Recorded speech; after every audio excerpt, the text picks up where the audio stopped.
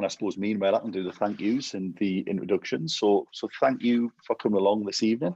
I realise this isn't the face-to-face as I think it was Steve before put it. It's not the same, but we are where we are here, so we thought we'd give this a go. Thanks to everyone who's come along to support us. Thanks as always to sponsors this evening. We've got 7 Keys Lettings and Estate Agents are one of our sponsors this evening, and C&G Joinery. So thank you very much to those sponsors. It's through the help of sponsors that we can put these things on. Obviously, if you've been to a meeting before, you'll know that the North East Landlords is an initiative formed by ourselves at Robson Laidler. We've got Janet Fay from Coversure, Paul Hampton from Approved Mortgages, and Serbi Vidara from Sweeney Miller. We're also helped by our beautiful assistant, Bruce Hargenson and Steve Johnson. They're also on the call. Just to give you a little run through on the format of this evening, what we're going to do is each of us who've got a bit of an update will give you our little updates first. So I've got a couple of tax points that are just worth mentioning. I haven't seen anyone at North East Landlords probably since like the March meeting last year or something before I fell ill. So I'm back, unfortunately. So you've got a tax update tonight. Not too long though, don't panic. We've also got, I think, Paul from Approved Mortgages is just going to give a couple of minutes. There's not a great deal going on, he said, but he's very happy to give you a couple of minutes. We also then have our main speakers this evening. We've got Rebecca Cresswell from Sweeney Miller, who's going to go through the torrid topic of, I suppose, the giving tenants notice and all the fun that has been, since can't remember which minister it was who basically said he couldn't get rid of anybody unless it was extreme. I know there's some pretty extreme stories out there, some pretty bleak stories as well of people who were already in the process of being evicted long before the ban, who are unfortunately still living in houses at the landlord's expense. So hopefully a bit of an update there and some advice for people. And then we've got Gwen Smith from Newcastle Council, who's here to give us an update on the licensing scheme for Newcastle-based properties and to just talk a little bit more around that and take any questions. Just a little bit of housekeeping. We should be finished, if we're starting there with 6, we should be finished by maybe 7, half 7 at the latest. It is being recorded. If you need to dip out at any point, that's absolutely fine. We will be putting the link to the recording on LinkedIn and Facebook, and it will be on it'll be a YouTube link, so anybody can watch it at any point. If you've got any questions this evening, please use the chat function at the bottom of the screen. If we can keep the chat just for questions to actually be posed, that would be great. I'm not trying to censor you all from chatting, but if the more you chat in there, the less chance there is I'll see the questions. But please do put your questions in. I've already had a couple submitted in advance of the meeting for Newcastle Council, which I'll get around to those when we get there. But without further ado, we'll get started, if that's okay. I don't need to warn you about fire alarms, of course. You're in your own places. If there's a fire alarm, do what you normally do. And unfortunately, there's no buffet. So yeah, I do apologise for that as well. I can see a couple of frowny faces there. People do like Janet's barges. So without further ado, we'll get on, and I'm on the screen, so I'll go first. That's the host's prerogative. I'll just give you a couple of quick updates on a couple of tax points. There's obviously been a lot going on this year, and we haven't had the budget that we would normally have had. We normally have the autumn statement. We haven't had it. Rishi is basically planning, we think, on doing something in the new year. And I would imagine he's probably waiting to see what happens as a result of the figures from November, when, of course, the economy will almost certainly have shrunk again, and we'll probably be entering or have been in a double-dip recession. Hopefully we're out of it again before we realise, but we'll see. I suspect they're waiting to see what's going to happen here, but you've probably seen some interesting articles in the press about, there was a think tank that said, why don't we just tax the wealthy, a one-off super tax, and pay off all of this massive debt that we've just incurred? And it won't surprise you to think that the general public think that the people on this call are generally the super rich, and we should basically all bear the brunt of this. sorry, you're all on mute, so I can't hear. He's all shouting at the screen there, thankfully. Basically, one thing that is almost inevitable is that there will be an increase in the capital gains tax rates. I'm probably not alone in thinking that stories are often leaked to see how they go down in the press, see if there's a bit of a stink or not, and if there's not too much of a stink, then it's probably going to happen. I don't think there's been too much objection from the public as a general rule on capital gains tax increases, so we can probably expect that. Of course, residential landlords are already the most penalised of the capital taxes, in that you already have a higher rate than someone who speculates on the stock market, for instance. Sorry about this. Sod's law, I've been fine all day and I speak only for 5 minutes and get a cough, sorry.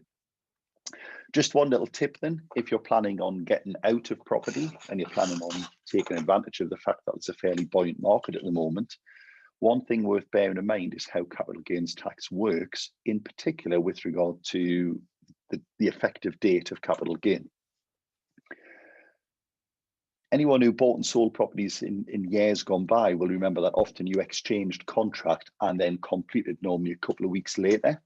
That seems to have been all but forgotten now for whatever reason, but it's actually quite important for capital gains tax. For capital gains tax, you're deemed to have a disposal on the date at which a contract becomes unconditional. So I'll just run through a little mini scenario here. Let's assume that a sale is hoping to go through at the end of March, something crops up, everyone still wants it to definitely happen, there's no ambiguity, it still wants to go through. What you can actually do is exchange contracts unconditionally, and basically it doesn't matter then when you complete, the date of the disposal will be treated as that unconditional exchange. Now, in case you're wondering what unconditional exchange means, it means you absolutely have to go ahead. You can't then pull out if you don't get the planning that you hope for, or there's an environmental report, or the survey comes back bad. You can't get out of it. That's what unconditional means. So it's not for everybody. But if, for instance, you're doing a transaction where you're on both sides, for instance, you're selling to your own company or selling to a family member or something like that, then of course you can take advantage of that quite easily. But it is there as an option. The key thing there is, if of course you exchange unconditionally and don't go ahead, you'll be speaking to people like Survey and Rebecca from Sweeney Miller about how you try and get out of it when it's unconditional. So you've got to be absolutely certain that's what you want. Of course, I'm talking about the UK rules here. I think in Scotland, once you make an offer and have it accepted, you're almost compelled anyway. So it is at the point at which it's unconditional. Just a brief mention on tax returns. Don't forget your tax returns are still due 31st of January if you haven't already done it. There have been numerous deferrals of deadlines and extensions to payment dates for a whole host of things tax-wise. But as of today, the tax deadline still stands, and you do still need to pay your tax by then, as well as any tax that you didn't pay in July. So don't forget that. If you're waiting for your company accounts before you then finalise your tax return, you shouldn't really be, but if you are, then you probably think you haven't got anything to do, because the company accounts now have an extension beyond the 31st of January. It doesn't get you out of the tax return deadline, so you've still got to meet that.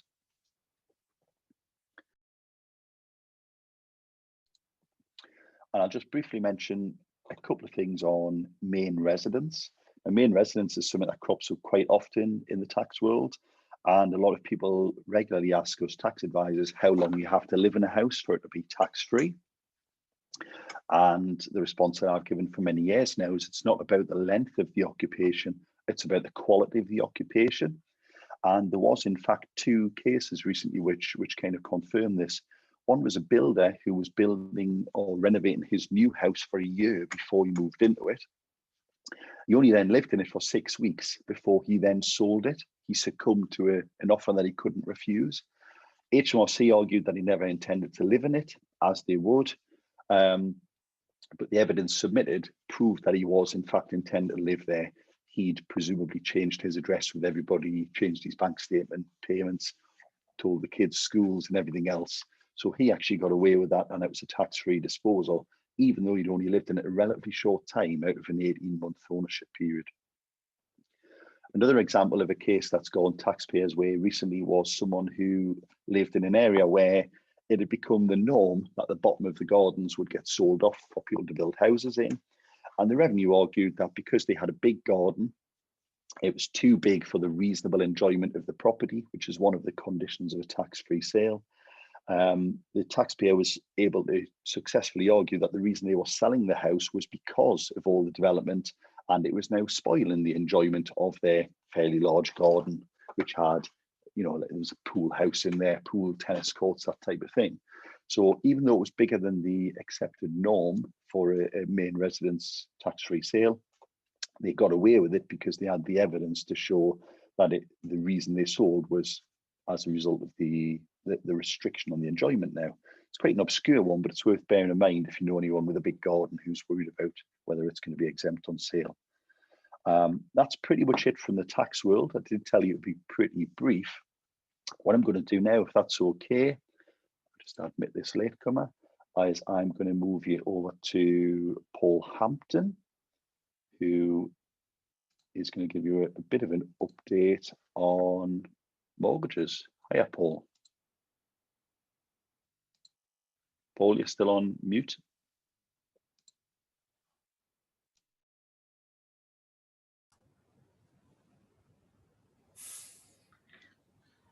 Hiya, good evening, everybody. Can you hear me?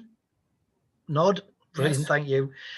Like Martin said, there's not massive changes in the mortgage world, not so much in the buy-to-let. In the residential side, things are changing on a daily basis.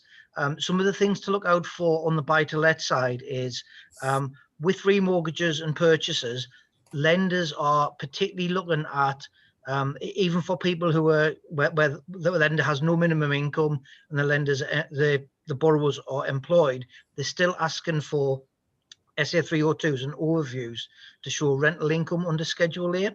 So if you've got a buy-to-let where you should have been displaying rental income, even if you're on a basic salary of £50,000, which meets the lender's criteria, they're still asking for those SA 302s and overviews to show that you are paying tax on the rental income.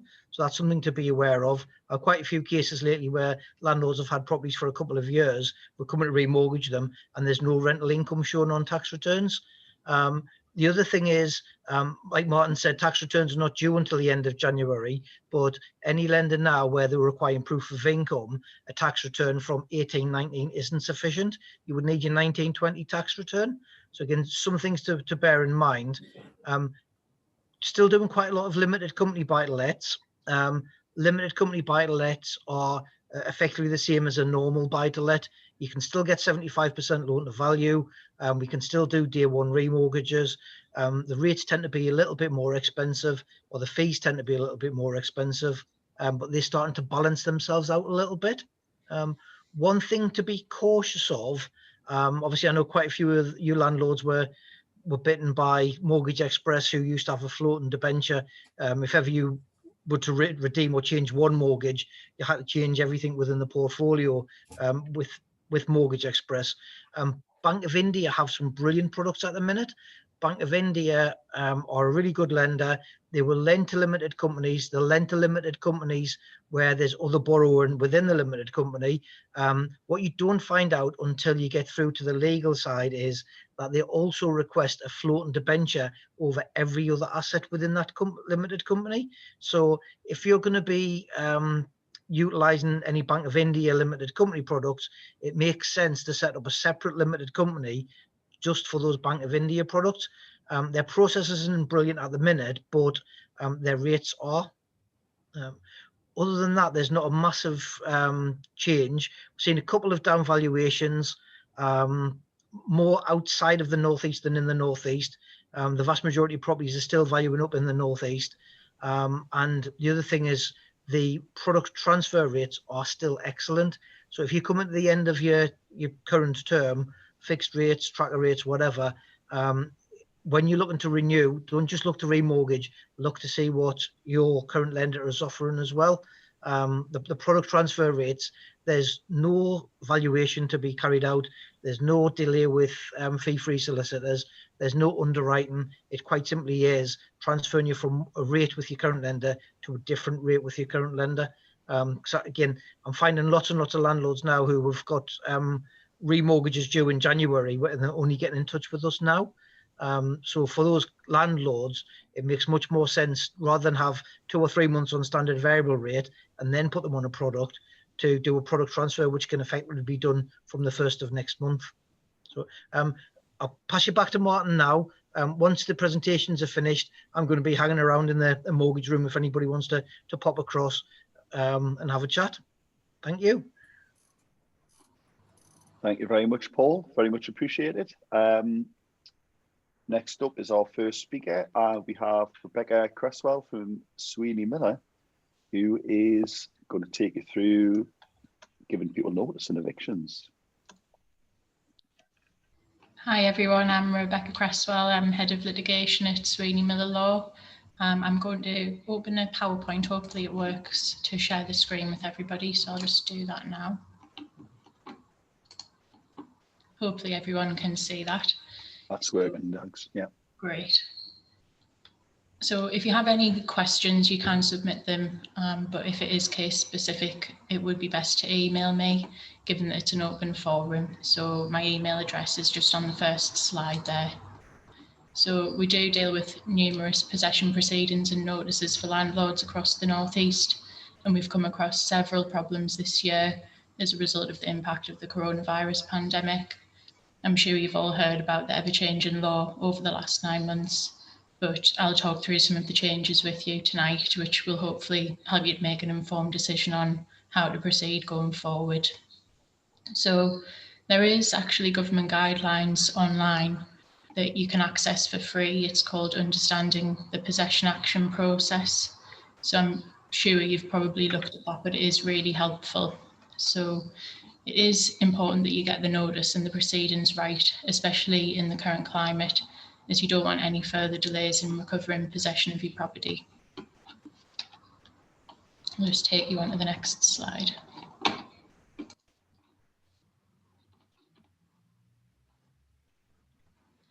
So the Coronavirus Act came into force on the 26th of March 2020, and it was passed as an emergency measure in response to the spread of the coronavirus, and it substantially affects the ability of landlords to recover possession, with the aim of protecting residential tenants from eviction. Notice periods in relation to possession proceedings for certain residential tenancies were extended up to 3 months for Section 21 notices. The provisions apply to England and Wales, although I will only be talking about the laws in England today. So the relevant period for the purposes of these provisions began on the 26th of March and were due to end on the 30th of September. However, from the 20th of September, new practice directions applied, and they'll remain in force until the 28th of March 2021. So this means that any notice given to a tenant from the 29th of August up to the 23rd of March 2021 must provide a notice period of at least 6 months in most circumstances. So there are some exceptions to this in some instances, such as antisocial behaviour and substantial rent arrears. If you are wanting to serve notice on your tenant, these first steps are just as important, as you need to ensure that the notice you serve is correct and that you've provided the tenant with the prescribed information at the start of the agreement. You can only use a Section 21 notice if your tenants have an assured short hold tenancy and not an assured tenancy. And you have to provide your tenants with a minimum of 6 months notice to leave if you've served your notice on or after the 29th of August 2020. So if you have served your notice on or after the 26th of March up until the 28th of August, you can just provide the 3 months notice. So if you do have any of the exceptional circumstances, you might want to serve a new notice in order to take advantage of the new shorter notice periods. But you will probably need to take legal advice on that just to double check that you do follow the criteria. So it can be provided if there's antisocial behaviour in the property, any false statement, or if the tenant has accrued substantial rent arrears.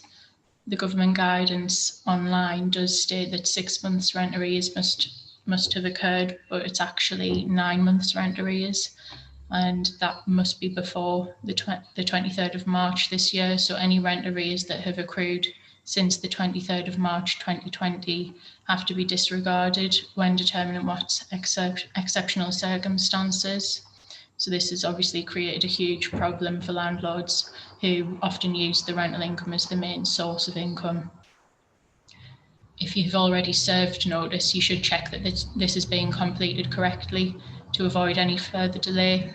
We find that many landlords come to us and either them or the agents haven't provided the prescribed information at the start of the tenancy, which is a requirement to provide an energy performance certificate, a gas safety record, the booklet on how to rent, and information on where the deposit is being protected in an authorised government scheme. Otherwise, a Section 21 notice isn't possible. You should also have, if you should have obtained a licence for the property from the local authority, this must have been done at the start of the tenancy as well in order to use a Section 21 notice. So the Court of Appeal actually handed down judgment in the case on the slide earlier this year, and they were asked to rule on the much debated issue of whether a landlord's failure to provide a gas safety record prior to a tenant commencing occupation is a once and for all breach of the prescribed requirements, which bars the landlord from serving a Section 21 notice. It was decided that where a landlord has previously obtained a gas safety record, which is still in date when the tenant moves in, but only provides a copy after the tenant has commenced occupation, which is still a breach. It is still possible for the landlord to cure that breach by providing the safety record. So that would enable them to use a Section 21 notice. If you are concerned about any notice that you've served and whether it's been incorrectly served, just email me direct. So in relation to the possession proceedings, the court process must generally be started within 10 months of serving the notice if it's been done after the 29th of August this year. If you've served the notice before this date, you generally must make a claim within 6 months of giving that notice. If it's a periodic tenancy where more than 6 months notice is required, the proceedings can be started up to 4 months after the date that's specified in the notice.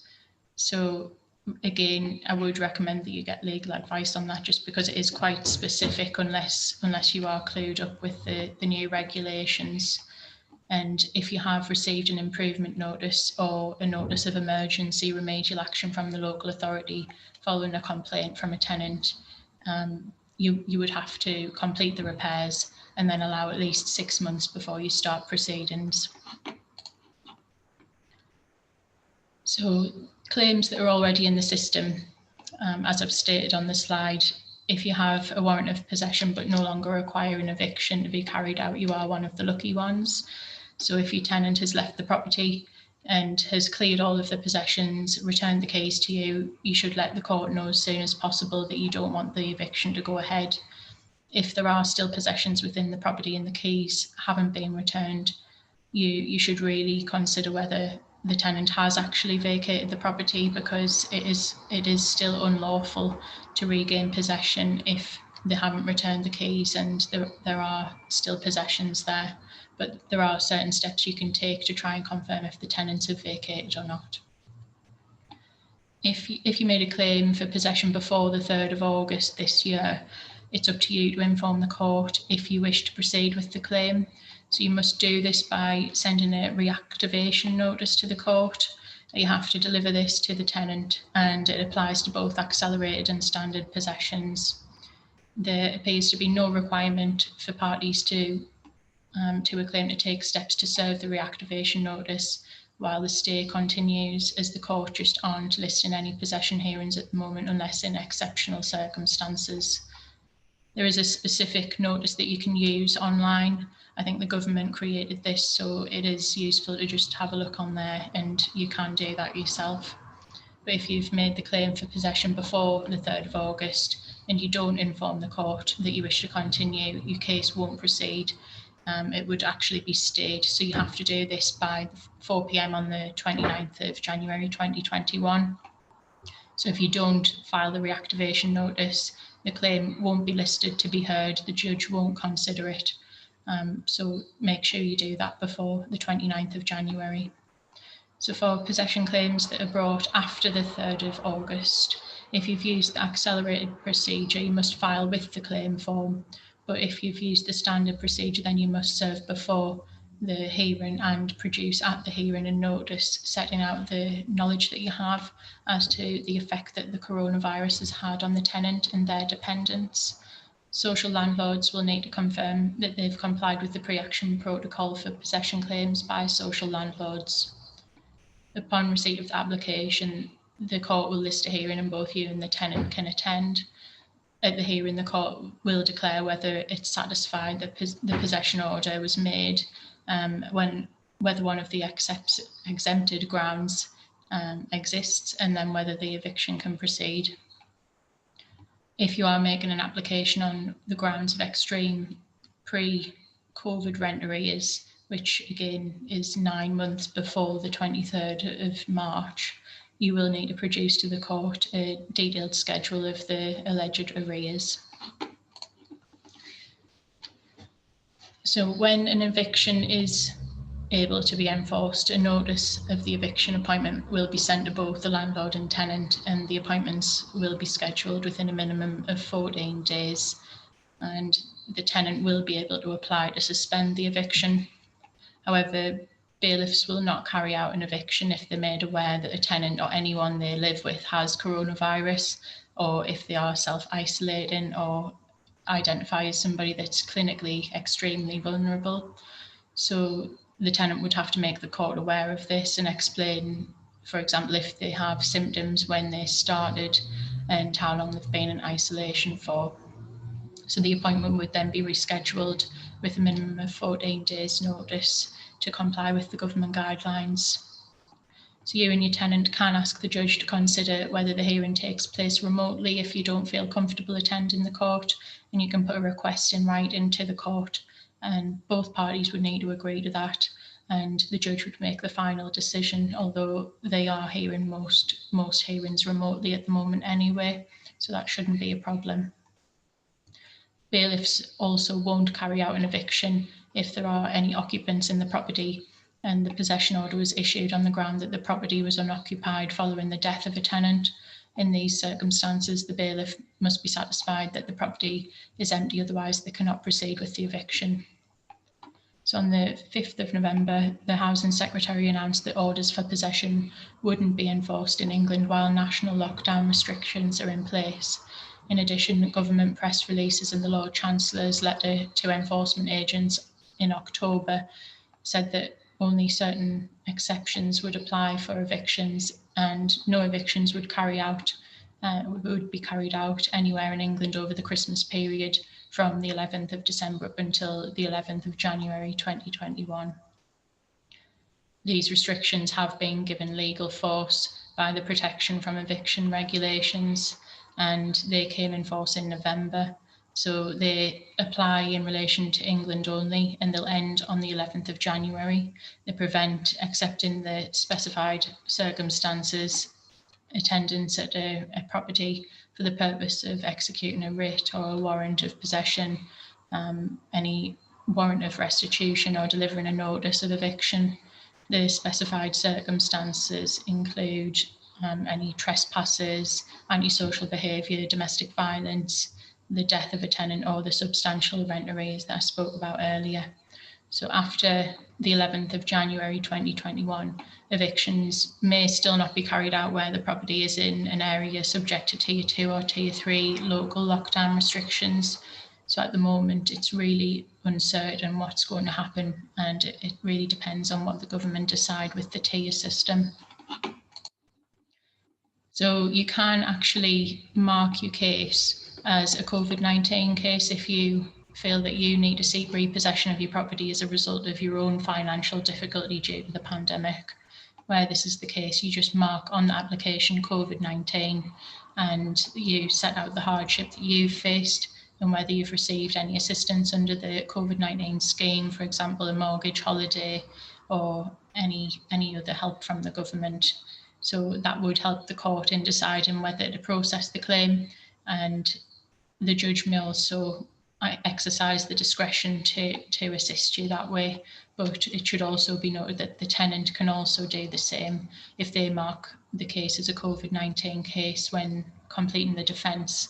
They would also have to provide information on whether they have been on furlough or if they've offered to pay a portion of the rent to the landlord, and several other issues to confirm whether they are actually struggling to pay the rent.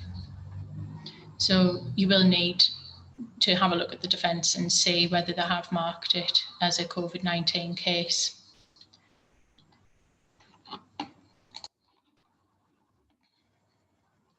Where you've used the standard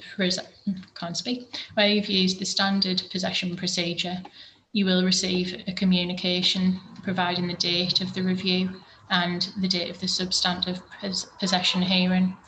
You will be allocated a review date, which is at least 28 days before the possession hearing, and at least 14 days prior to the review, you will be required to email the court and the tenant an electronic copy of all of the case documents. So it has to be in an electronic bundle, including the claim form, the particulars of claim, information on how your tenant's been affected by the coronavirus, and the tenant's defence, if any.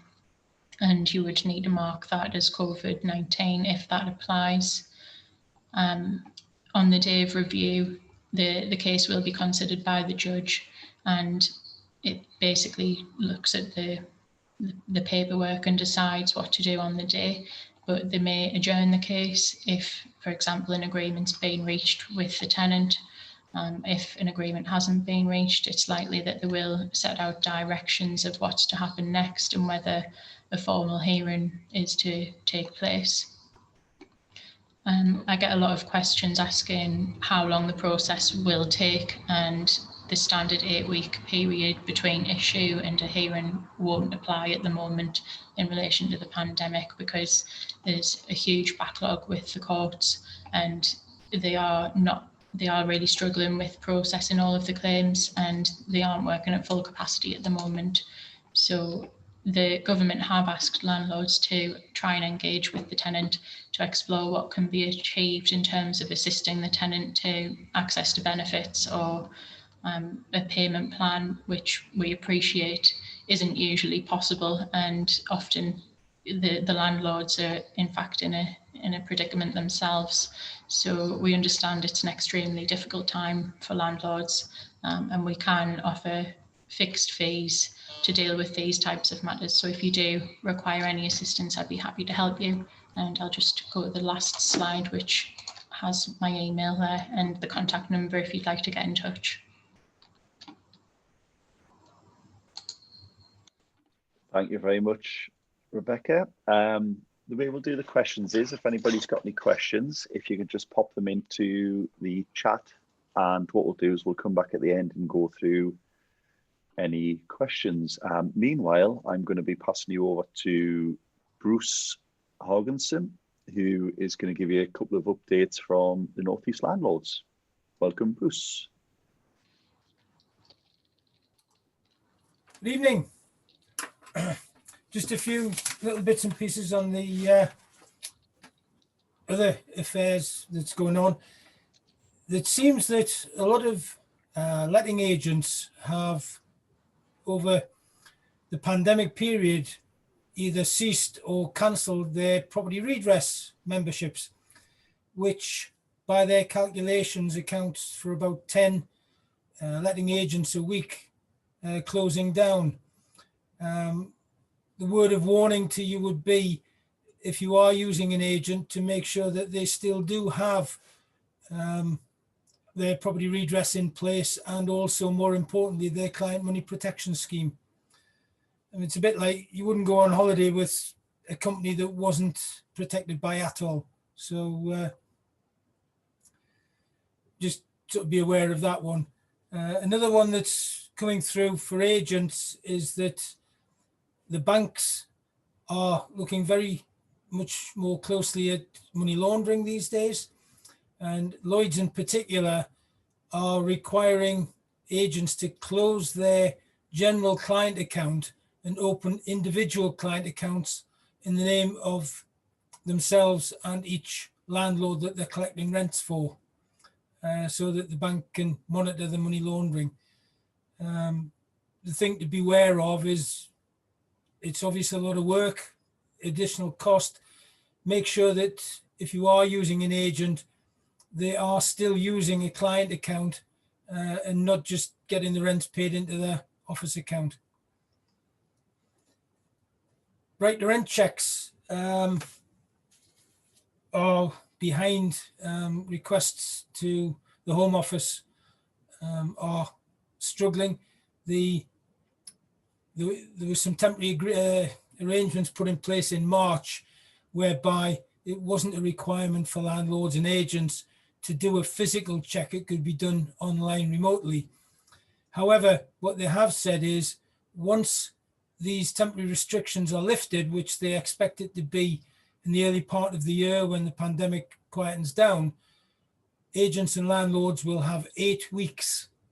That's 2 months in which to go back round any tenancies that have started during the temporary restriction period and actually do a physical check on the tenant and their ID.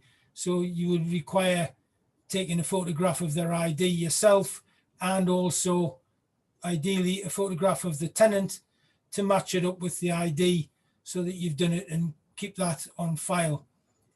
One suggestion has been put forward that inventory clerks could perhaps do this for agents if they are out doing a property inspection, and they would just do this as well, as it would appear quite a few of them have been doing right to rent checks when they have been signing up tenants and getting the inventory signed on behalf of agents during the pandemic. Lastly, I've been sitting in on some Zoom meetings with Newcastle and Northumbria universities over the last few weeks. And just a little bit of an update from them. Northumbria have now expelled 3 students for continued breaches of COVID guidelines, which in some respects is quite a good thing. What I would suggest to you, any landlords or agents out there, if you have any tenants who have breached the guidelines who are students, then make sure you report them to the university and also advise them that if they continue with this behaviour, then there's every likelihood that they will be expelled from their course and they will still need to pay their rent for the remainder of the year that they have going.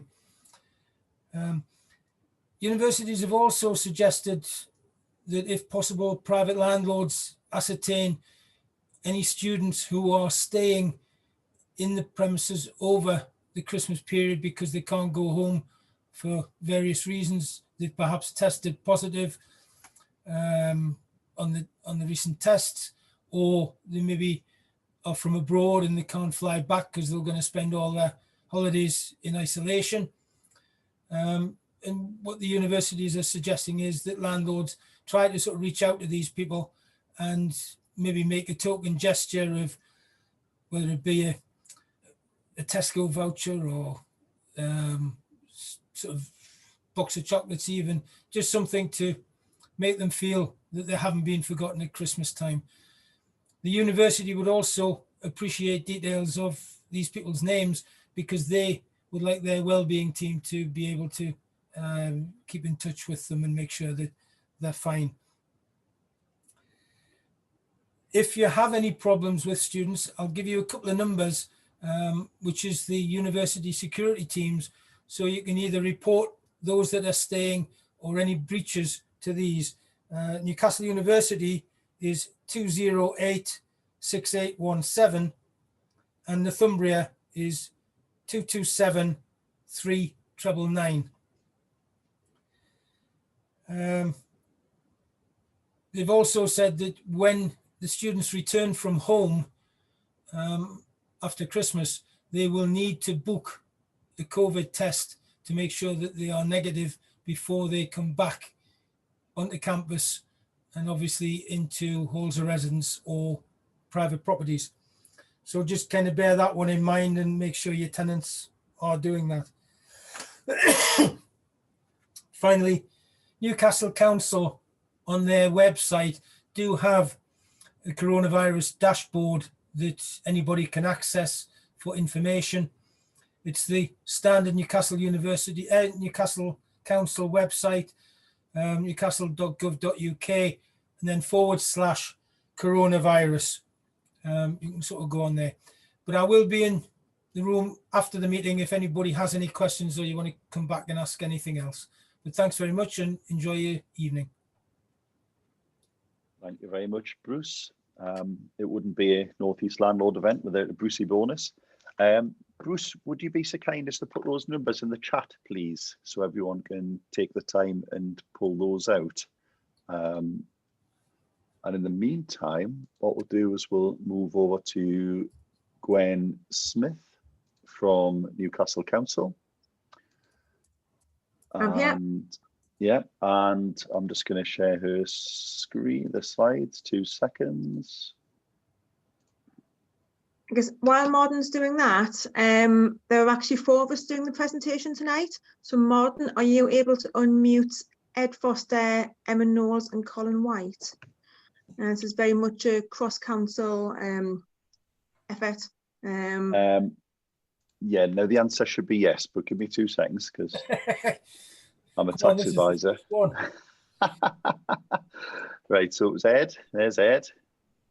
And Emma Knowles, Colin. Emma Knowles and Colin White.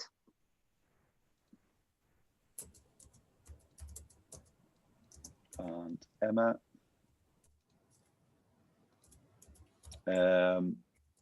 You'll need to unmute yourselves, please, if that's okay. And I don't know how this is going to work, but in theory, you should all be able to speak while I share your slides. Here we go. Perfect.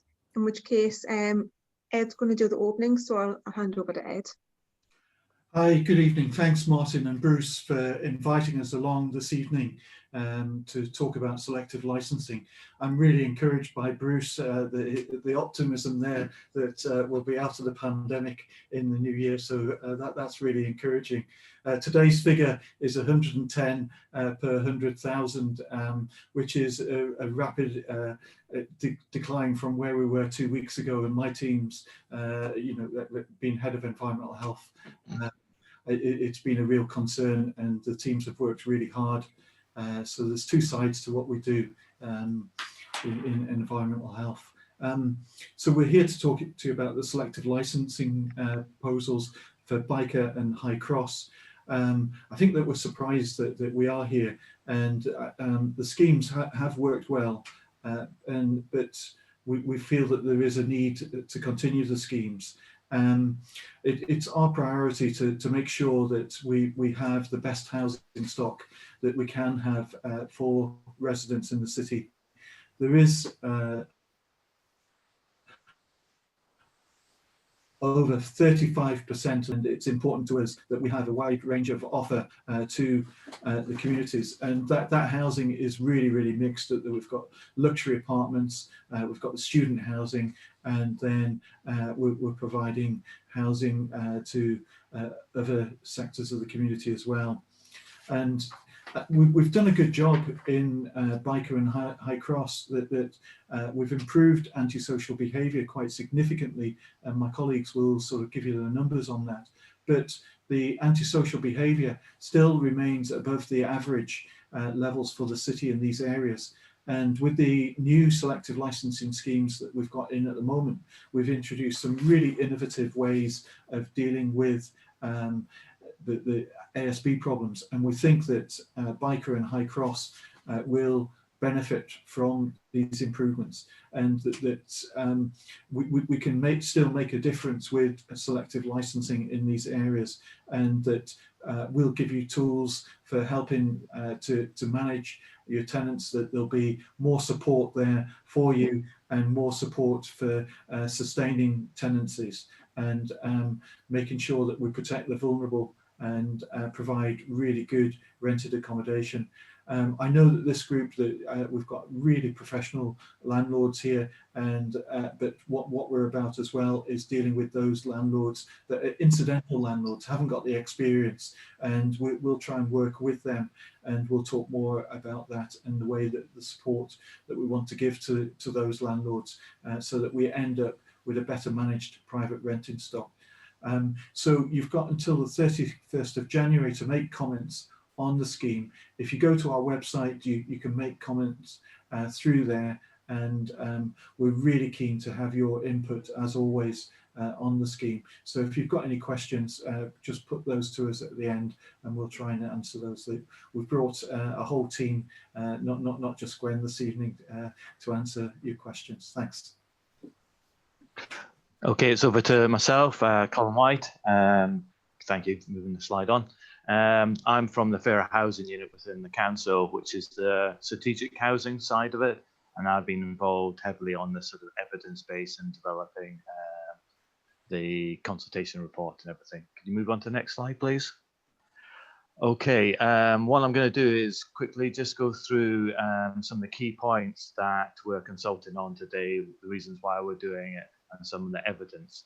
There's a comprehensive report that you can access off our website, and we'll provide you with information at the end of the slide. So this is going to be a very brief summary, and there's much more detail in it that you can look at your own leisure before you do your comments to the consultation. So in Newcastle, I'm sure you're all aware of the different types of licensing that's out there. We have mandatory licensing in the city, 2,000 odd properties. That's been going for well over 10 years. In April this year, we introduced additional licensing for the whole city, and that's approximately 9,400 properties that will come under that side. And then selective licensing, we introduced 5 new areas in March, and then we've got the 2 existing schemes, which we're here to talk to you today about. Everything's covered under the Housing Act 2004, which provides us with the powers. Move on to the next slide, please. The 2 areas we'll talk about today is Greater High Cross, which is the map at the bottom of the screen, which is an area of the city at the west end of the city, and then Byker, which is in the east end. And we're focusing the proposal on tackling antisocial behaviour, and it's the reason that we're doing it on principal grounds of experiencing significant persistent problems caused by antisocial behaviour. Next slide, please.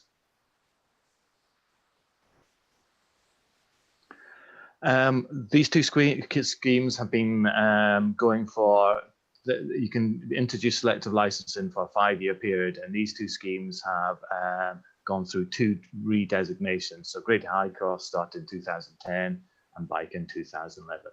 Both of these schemes were designated on low demand as a principal ground, with an acknowledgement that ASB was an issue, and that the works that we're going to do would contribute towards that. They were redesignated in 15 and 2016. When we redesignated them, then we identified that there had been improvements in management property standards, but there were still issues with low demand, and a further period was felt appropriate. We've reviewed it now in 2020, and we have seen significant changes in both Byker and High Cross. We've seen areas of development sites where new buildings, residential buildings have been, just unstable, have been constructed and have sold and have been successful. We've seen a reduction in empty properties. Property values are following similar trends to the city. And of course, we've seen property standards and management standards improved. And we've also seen improvement in compliance to license, with inspections going out, seeing less properties failed on minor points. So again, highlighting that better standards of property and management. So we don't believe that low demand is a suitable factor now to continue with. Can you move on to the next slide, please? What we looked at was antisocial behaviour. So these 2 graphs show the red being the license areas, and we've seen actually a significant improvement in ASB in both of these areas. But as you can see, the levels still haven't come down to sort of the city average or even to the ward average, and it's still above that. So I think licensing, along with so much reached at a similar level to the rest of the city. If you move on to the next slide, please.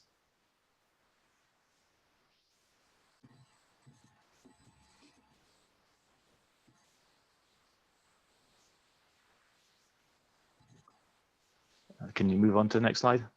Thanks. Okay, well, while I'm waiting for the next slide, when it comes up, will show you that we also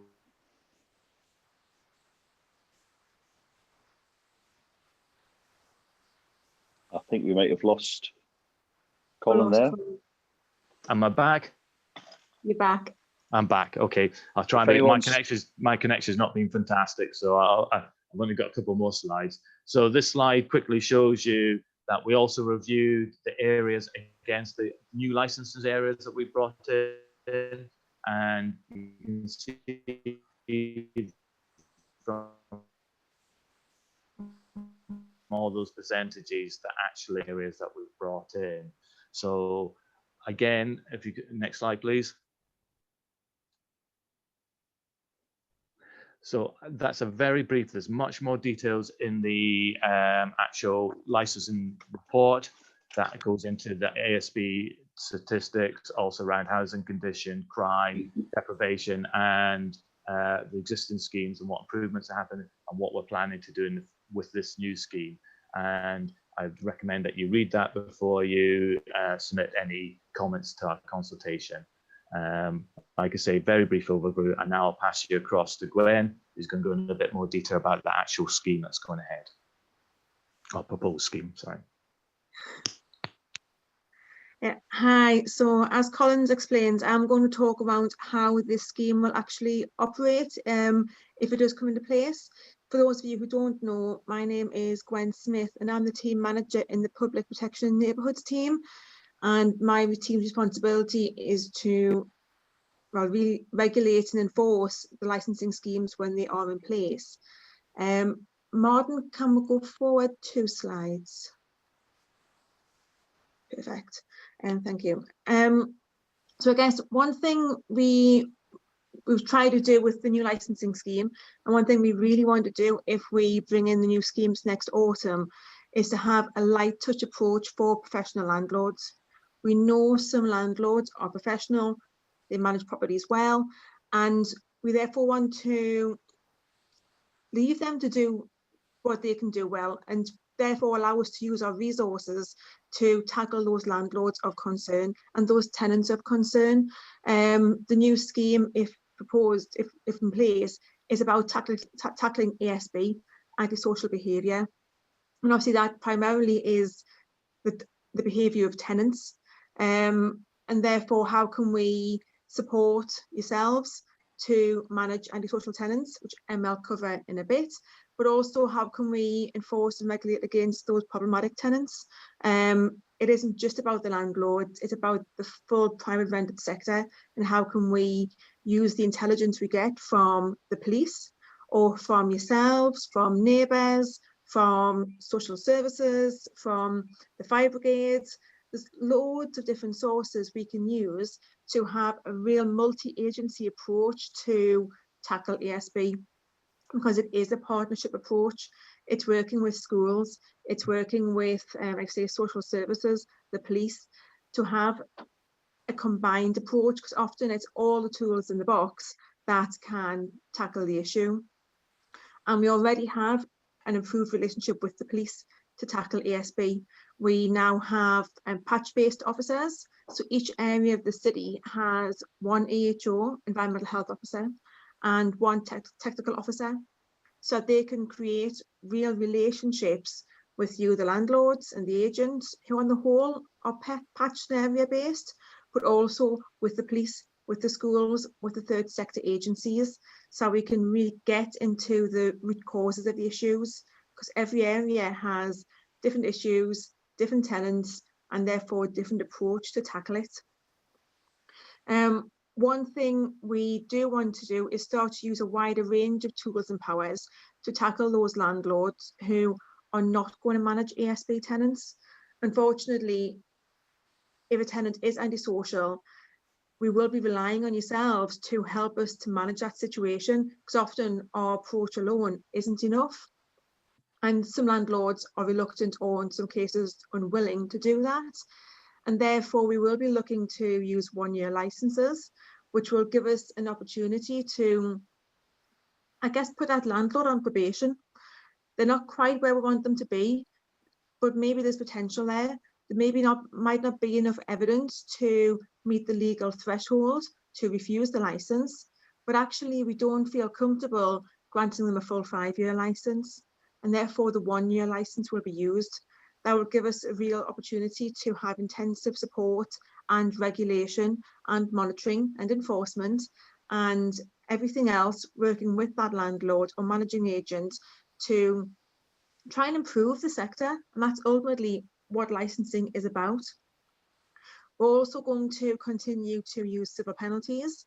This is a tool we started to use about 18 months ago now, and it's been really successful in, I think, changing the culture in some landlords who are sometimes a little bit reluctant to comply with the licensing schemes and the general private sector housing legislation. So we will be doing that. That's fine, Martin, just leave that. One thing we're going to do, oh no, previous slide. Yeah, perfect. Yeah, that's perfect. I think on the application system, one thing I think most of you in the room here who I was having a quick look earlier, a lot of you were around when mandatory HMO licensing was introduced back in 2006. And you'll remember the paper application forms that were thick and bulky and took quite a while to get through. We have improved the application system since then. We now have an online application system called MetaStreet, where you can make the application, make payments, upload documents, communicate with ourselves, see the progress. And this is more efficient for ourselves. And from the feedback we've had from landlords so far, you see, we're getting positive feedback. You seem to be liking the new application system. If you do have negative feedback on the system or ways it can be improved, please let us know. The developing company MetaStreet are really keen and eager to have any feedback on how it can be developed so it can be the best system possible. We're also going to continue to have dedicated teams for the different parts of licensing. This is something which we have just introduced for the new licensing schemes that came in April. And it just allows the officers with the necessary skills to target the areas they're best at. Again, those who were here when licensing was first introduced, you may remember you had one officer who would do the application form, who would do the property inspection, who might take any legal action or revocations or license refusals. But often that was not the best use of their time. So we now have one dedicated team for processing application forms. We have another team which target landlords and tenants of concern. We have another team who will do the standard compliance inspections. We have a team who will also deal with complex cases, so that each specialist with their specialist skills and knowledge and experience can tackle what they're good at and allow the best use of resources. And this isn't a new way of working, but it seems to be a more efficient way of working. And the next slide. The bit you're all interested in. How much is it going to cost you? The proposed license fee reflects the license fee we have currently in place for the new scheme that was implemented in April. The selective fee will be £650 paid in 2 parts. £175 made at the time of application, and then £475 made once the licence has been granted. And that's in line with a legal case that was taken to, I think it was the High Court a while ago, or the licence fee had to be split into different parts. We've kept all of their fees and charges to a minimum, so there's no charges for temporary exemptions or variations, but there's also no discounts. Reviewing of previous schemes advised that we didn't always see, so it would sometimes give NLA members or RLA members discounts, but often they were the landlords who were being targeted and enforced against, and therefore we didn't quite see why we would give them a discount. There wasn't really that evidence there that they were always better. There will, however, be a small charge for landlords who want to change their managing agent to a new managing agent. In theory, you can't transfer, not in theory, the law doesn't allow us to transfer a license, but we will give a discount and allow it to be a smaller fee if that allows you to improve your managing agent. If we're getting in touch with an owner and saying your agent is not complying, they're not managing ASB tenants, you would like you to change agents. Obviously, we don't want the financial implications to be a barrier to that. So in those cases, they would only be charged £80. I'll now hand over to Emma Knowles. Hi, hello there. Thank you very much for allowing us the opportunity to come and talk to you guys tonight. It was nice to see some familiar faces and names in the audience there. Okay, so I'm here to talk to you a little bit about the support that is on offer to landlords. Because above all else, we're not expecting landlords to manage this on their own. Antisocial behaviour by its nature is one of the trickiest things for people to manage. Even experienced and professional landlords can find it challenging because it is so diverse in its nature and also its root causes. So, you know, we are going to make sure that we offer landlords and tenants support in order to improve standards.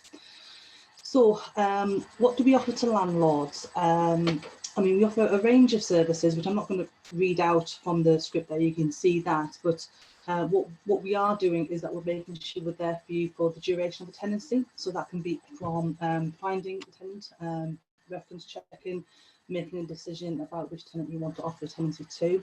We'll support you in setting up a tenancy, be that from drafting a tenancy agreement to signing a tenant in, making sure they understand what's going to be, you know, expected of them in terms of their behaviour towards the landlord, the behaviour within the property and the behaviour within the wider community as well.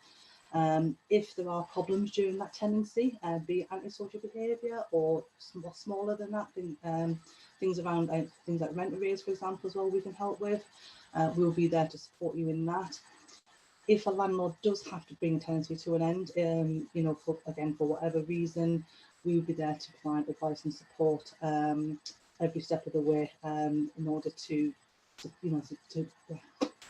support the scheme.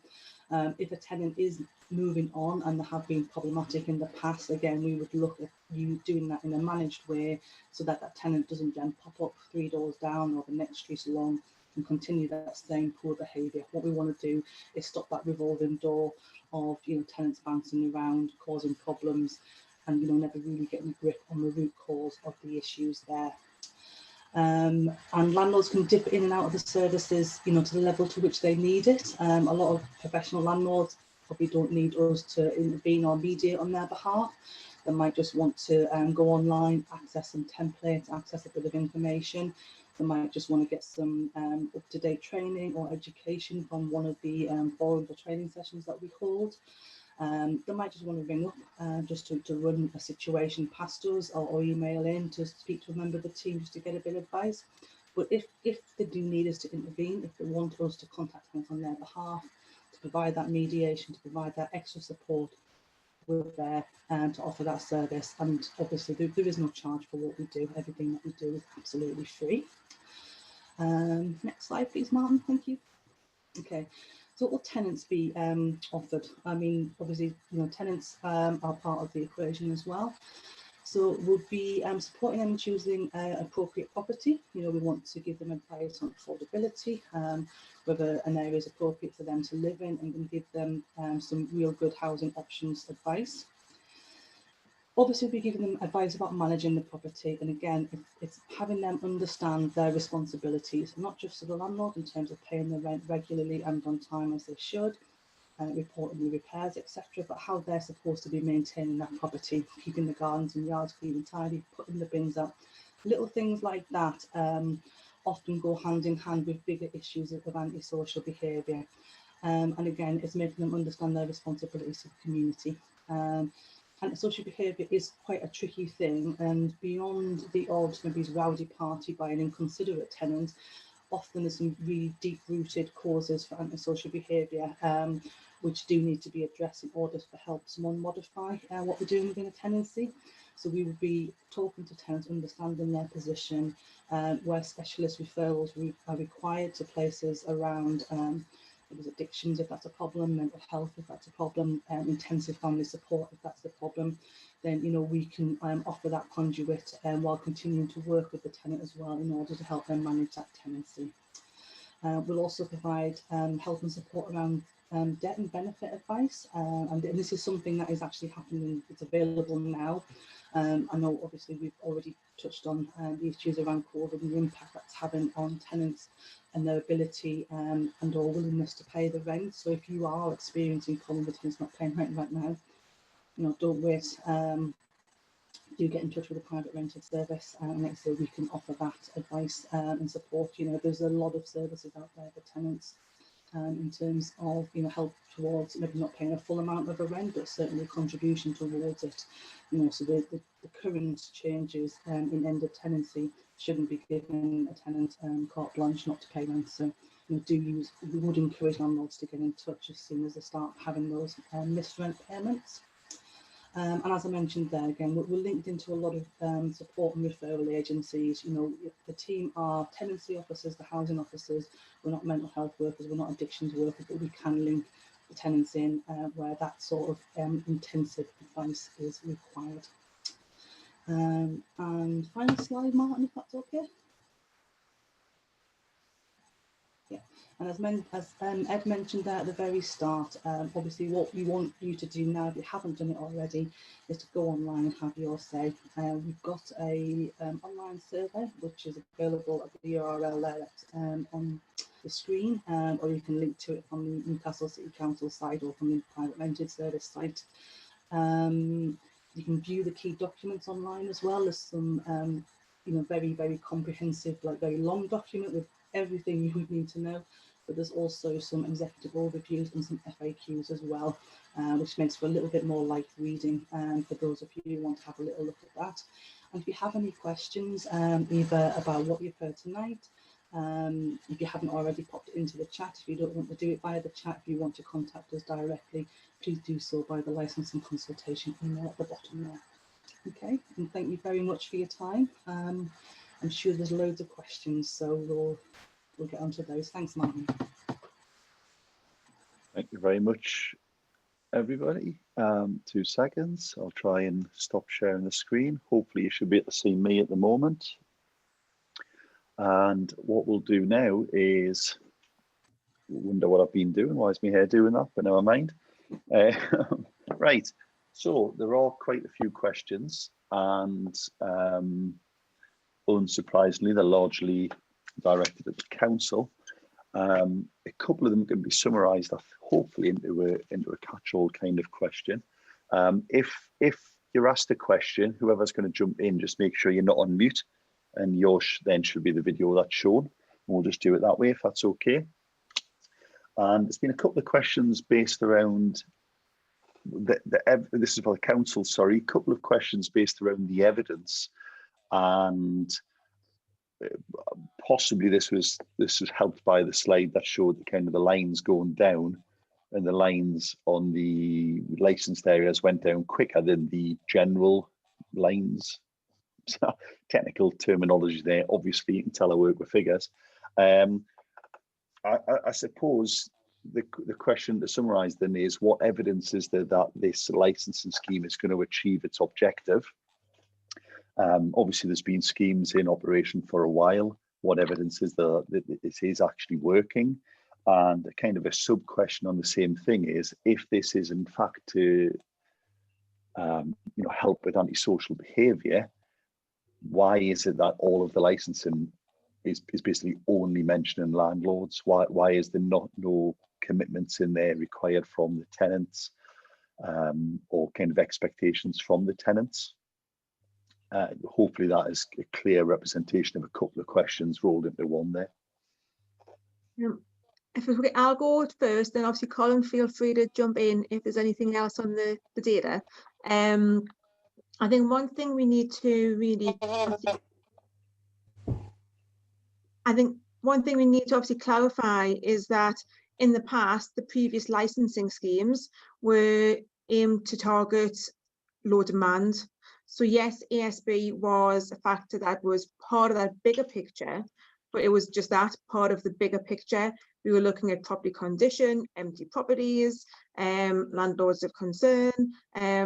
So there was everything there. And look at the result we had tackling ASB when it was just part of the problem. Where now, obviously, we're proposing to have a licensing scheme that will only look at ASB and really focus in on that.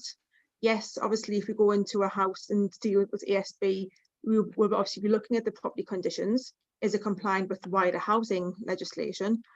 But we're going to be literally just looking at one factor. So for ourselves, I guess the thought is, how much more can we do if all the resource is just focused on this? In relation to what about the tenants? It's a valid question. Unfortunately, the law gives us the power to license landlords. We can't license tenants, and there's no power to do that. But we do have other powers that we will use in conjunction with licensing to hold tenants to account, and then they'll be used in conjunction with licensing to help landlords have the evidence of tenants aren't compliant, they continue to be antisocial. How can we help you to manage those tenants? So it's very much a hand in hand, but unfortunately, if you've got a tenant in your property and they are antisocial, it falls down to you as the landlord. Legally, it falls down to you as a landlord or managing agent to take responsibility for the person who's living in your property.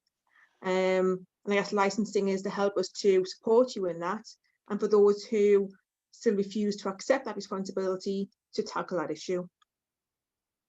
So answer the question. Yeah, I don't think there's much more to add there, Gwen. I think you're right, is that, so the evidence, and there isn't, like I say, much more detailed in an actual report, but that graph and the line shows sort of it's a much steeper decline. And as Gwen was saying, we will focus on low demand issues, housing condition and management, and increasing resources to support ASB and reduce ASB. We believe it can go down further. So again, it's that details in that report. Thank you. I won't presume to speak for all people on the line here, but Gwen, you mentioned there the old schemes were just about low demand, but obviously, going forward, you're looking at low demand, empty properties, antisocial behaviour.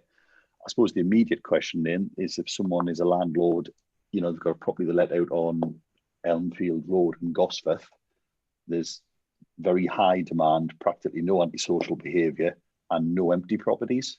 So why have a scheme at all for areas that are probably about as low as they get nationally? Why have a scheme that catches every let property?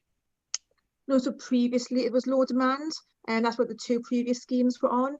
So this scheme going forward is proposed to only look at ASB. Does that make sense? So, well, yes. So why not only apply it in areas where there is antisocial behaviour then?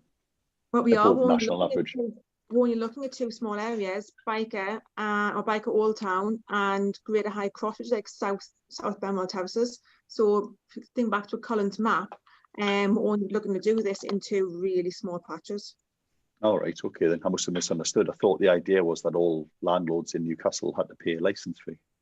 No, that came in April just gone. We've already done that scheme. Okay. So, yeah. Well, same question about what the point of that was there.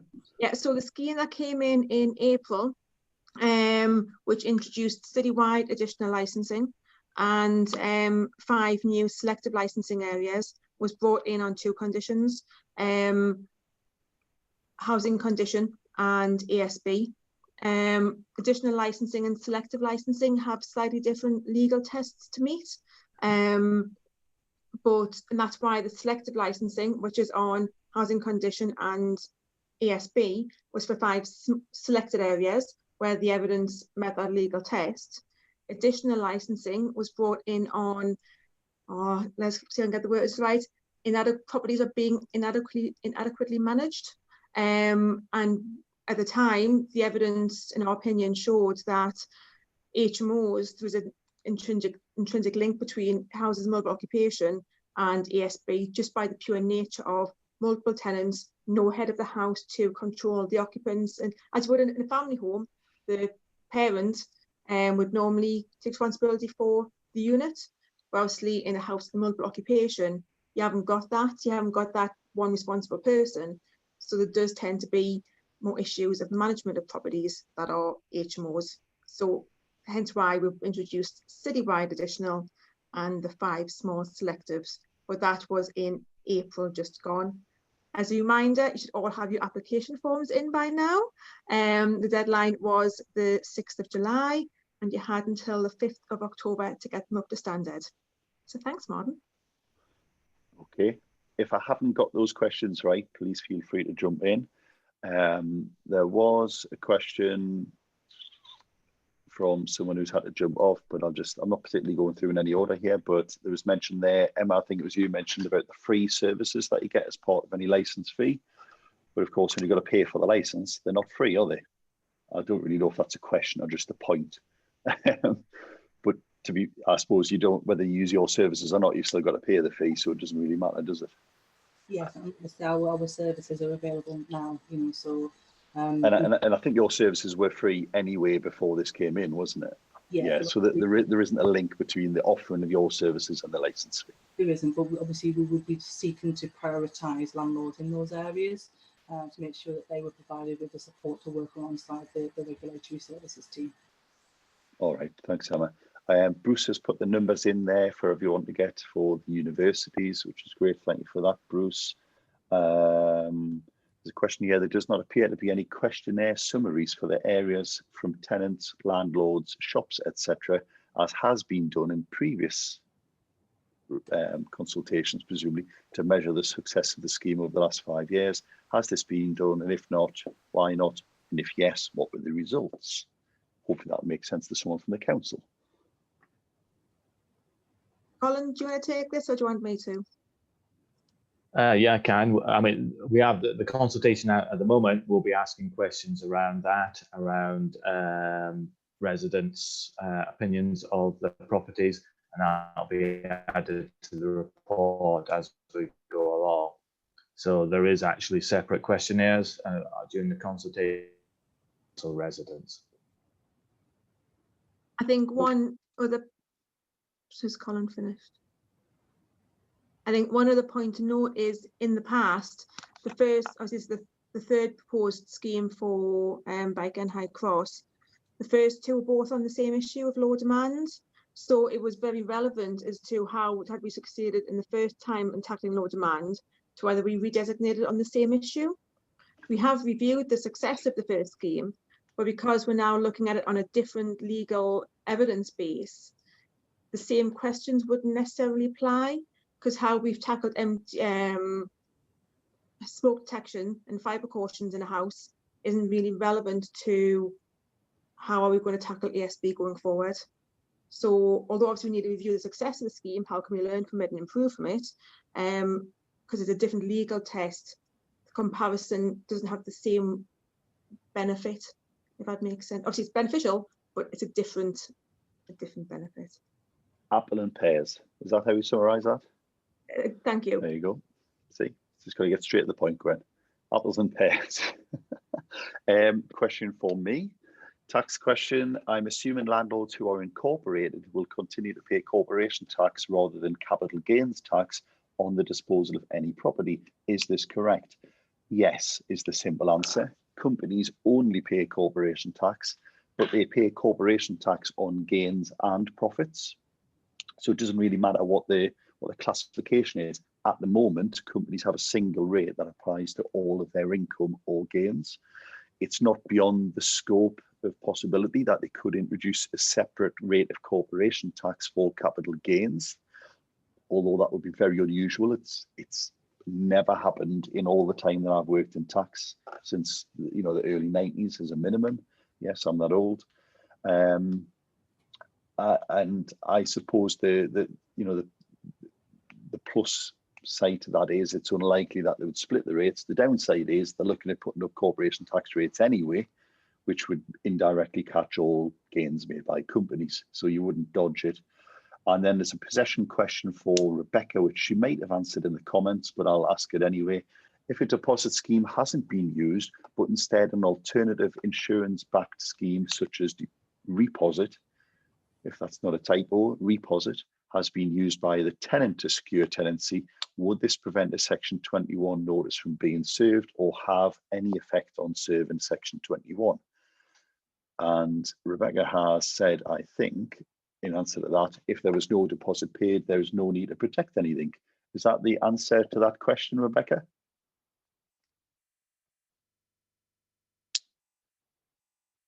Who might be on mute? Yes, sorry, I was on mute there. Yes, that is the answer. Okay, thank you very much. Sorry, I've got to go. Thank you for letting me mix. Oh, that's a private message to me. I'm not really sure what it's about. Oh, it's Northumbrian Water saying they've enjoyed the meeting. Great. Question for Gwen. What's the time frame between part 1 and part 2 for selective licensing? I suspect that is the fee breakdown, part 1 and part 2. I don't think we can say there's a definite time frame. I think it depends on, I guess, if the application, how long it takes to process the application, is all the information there. From the new scheme, we're finding that a lot of landlords give us misinformation or don't fully understand who owns a property. We're having to do a lot of land charge searches to see who the actual legal owner is. And so, yeah, I think we're finding a lot of concerns over the number of households and different landlord different property terminology. Obviously, we need documentation. It's all documentation there. But also, when the scheme first starts, if it starts, obviously, if we get 500 applications on one day, I think it's fair to say we're not going to respond and process all 500 that same week. At the start, there might be a bit of a backlog. I think if you're thinking about how do I plan my finances, if that's the reasoning behind the question, what I would say is when we come to grant the license, we initially issue something called a draft license. And that gives you a chance to feedback on the final license. Are you happy with what we've put in there? And then the final license, depending on the consultation, is granted 28 days after that. So I guess you'd have a month from the draft license going out to the final fee being taken. But between the application being made and the draft coming out, I really wouldn't want to say probably isn't fair in case, like I say, on the side of the scheme, and there's normally a bit of a backlog. So how long is a piece of string then? Just to give you another corny little old fishery saying there. Yep. But it depends on volume of applications then presumably. Yeah. So right, okay, the next question. If a tenant is evicted because they are basically antisocial and are carrying out antisocial behaviour, how will they actually be housed? And I suppose the point there is if we're not supposed to take tenants who are antisocial, who's going to take tenants that are antisocial? I mean, that's something that obviously we would look at as a council, and it's what we want to do is stop tenants bouncing around from tenancy to tenancy. We've got a complex case panel which meets weekly. We look at challenging cases. Not all antisocial. There's obviously different elements as to why somebody might have a complex housing need. but it would be taken to that panel, and it would be looked to see what, you know, whether they need to go into some sort of supported accommodation, even for a short period, while they address their issues, they improve their life skills, for example. You know, and that's where we would take that. It's hard to sort of say on a specific level, but let's say that's the part of the support that from offer. So, you know, we would hope that we would be aware that that tenant was going to lose their tenancy in advance, and we'd have an opportunity to look at what the housing options were going to be for that person. I hope that answers the question. Okay. So we're not just going to send them all on the metro to Gateshead then? No, we're not allowed to do that.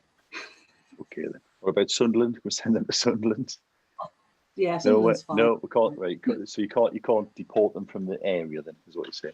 The next question then, and what certainly wasn't on the slide that I saw, but it might be that it's in the further information. What evidence is there in the rates of antisocial behaviour differences between social housing and private rented housing? It must have been looked at, surely. So someone's about to tell me where the slide is, I would imagine. It wasn't on the slides. It hasn't been missed. Colin, you had a lot more look. You got more familiar with the data.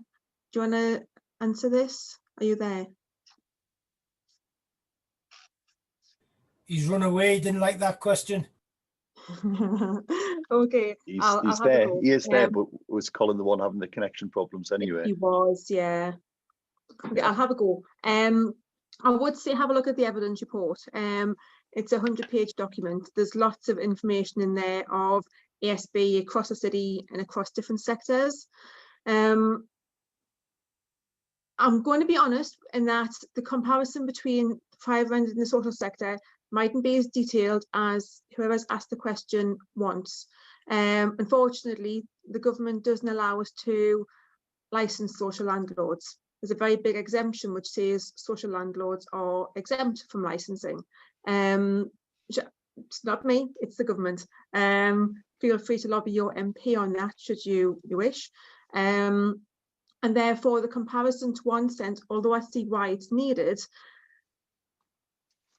don't take this the wrong way, in one sense is not, I was going to say it's not relevant, that's wrong, not the right way of putting it, but it only has a certain impact on what we're doing. Obviously you look at it as we do the whole sector, you look at ASB for the private rented sector and then the sector of the city as a whole. So that comparison is there.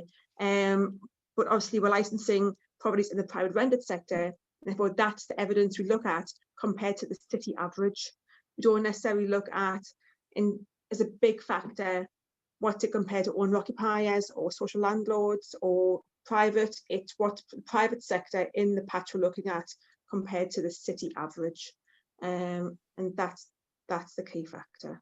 But look at the evidence report. If you've got comments, consult. That's why we're here. We want your feedback. This is a proposed scheme. Get involved and make some formal comments. If when you had a look, you got more questions. I'm back now. There. Oh, Colin's back.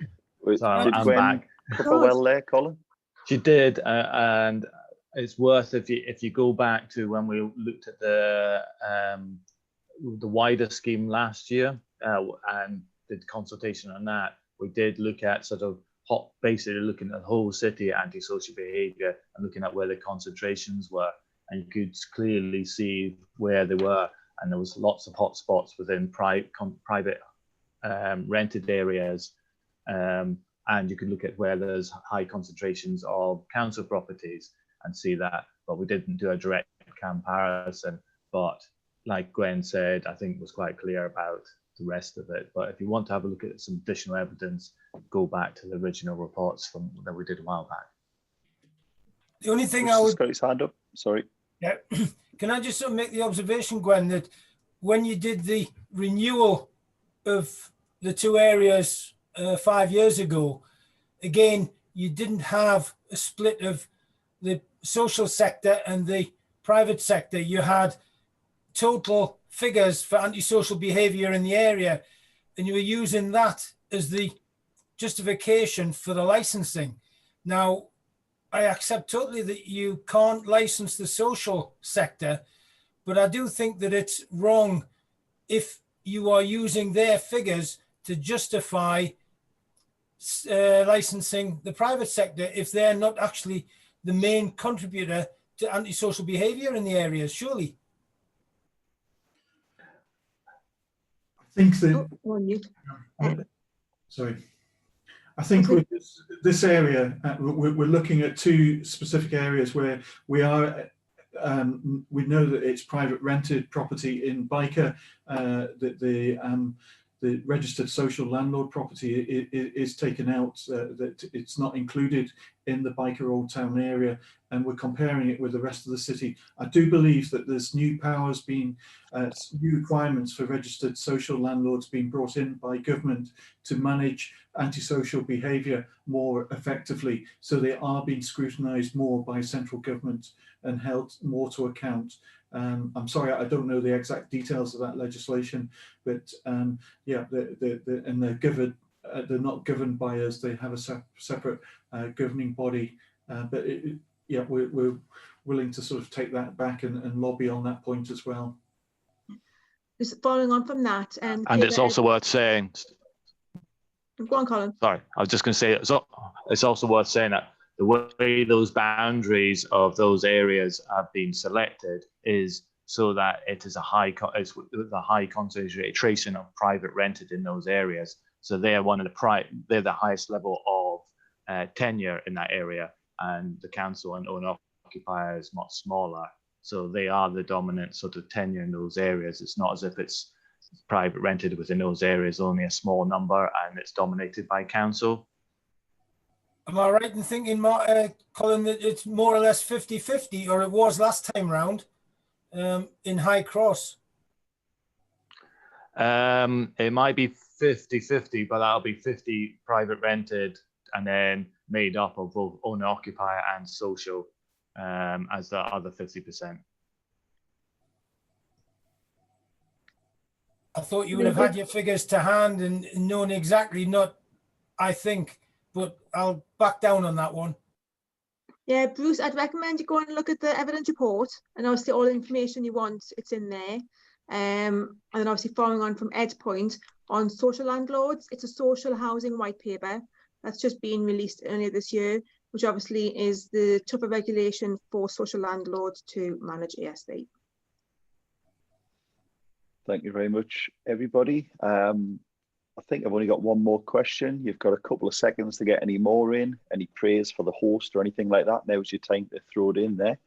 The final question is, if the ASB levels are already falling, and let's assume they do fall to whatever the target level is there a point at which you'll actually review this and kind of withdraw the scheme? Is there, you know, if ASB antisocial behaviour stopped in a year's time, would you kind of give everyone a bit of their money back and cancel it? I can answer that. Oh, sorry, Colin, did you want to come in?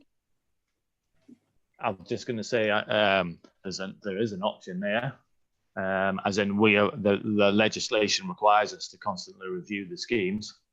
So if we were suddenly miraculously to have this little piece of heaven in these two areas, then we would have to consider that, yes.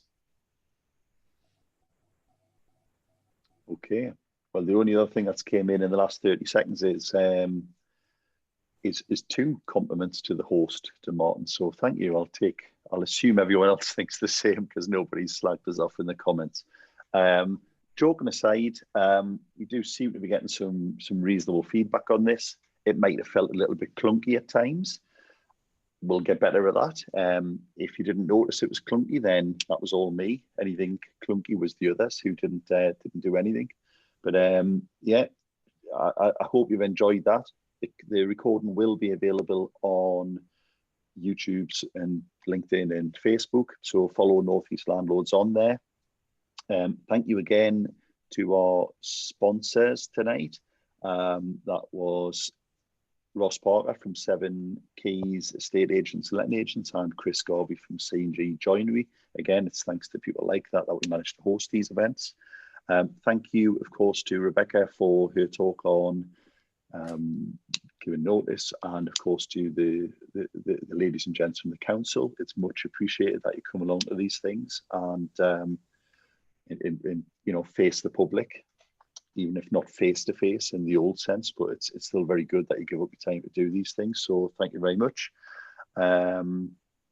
There's something else. So yeah, right, just a question. Just let us know. Give us genuine feedback. If you registered this evening, we will send you an email just to thank you for that. We're not going to spam you, don't worry, but we'll just ask you, we'll share the link to the recording, and we'll ask if there's any thoughts or comments on how often you want these. You know, let us know if there's any particular speakers you want involved in the future. If there's, you know, if you want to get involved as a sponsor or anything like that, then please do reply. A bit like the consultation from the council. If you don't contribute to it, then your voice will be ignored. But so please do that. We've had a question there: will the rooms be available? And the short answer to that is yes. But what I won't do is have the debacle of me trying to organise people into rooms. I will let Zoom just assign people automatically into rooms for anybody